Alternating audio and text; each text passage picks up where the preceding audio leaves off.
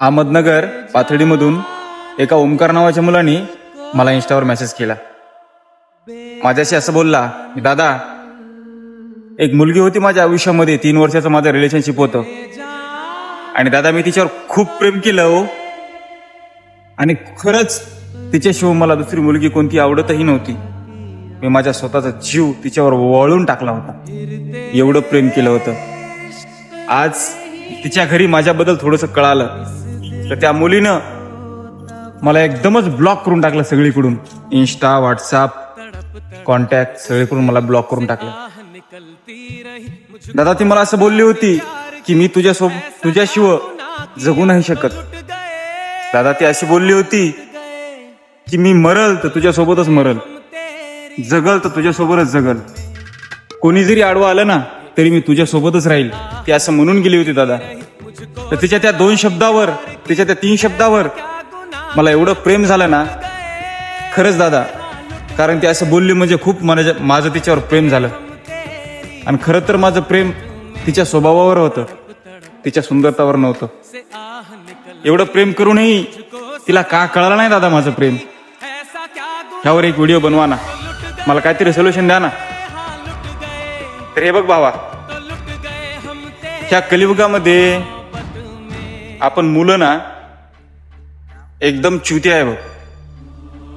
आपण मनापासून प्रेम करतो आणि पुढल्या व्यक्तीला सगळ्या काय गोष्टी समजून सांगण्याचा प्रयत्न करतो. अगदी जीव वळून टाकतो रे, खूप जीव लावतो, मनापासून जीव लावतो. तिने जे मागितलं ते तिला देण्याचा प्रयत्न करतो. देण्याचा प्रयत्नच नाही, तिला देतोच. आपल्याकडे पैसे नसतात तर मित्राकडून मागून घेतो, पण तिला देतो. तिला कोणत्या गोष्टीची कमी पडू नये. का तर आपलं प्रेम आहे.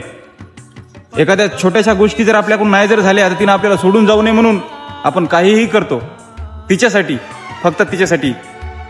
पण ती एवढं सगळं करूनही हे तिला कळत नसतं, ती आपल्याला शेवटी धोकाच देते. पण मुलींनो, हे कर्म आहे ना, कर्म. त्या मुलाला एखाद्या तुम्ही फसवता, त्याचे पैसे घेता, तुमचं खोटं प्रेम दाखवण्यासाठी त्याच्यासोबत फिजिकल सुद्धा होता, तुम्ही तुमचं सिरियस सुद्धा देता. फक्त तुम्हाला पैशाची गरज असते आणि खोट्या प्रेमाची गरज असते म्हणून.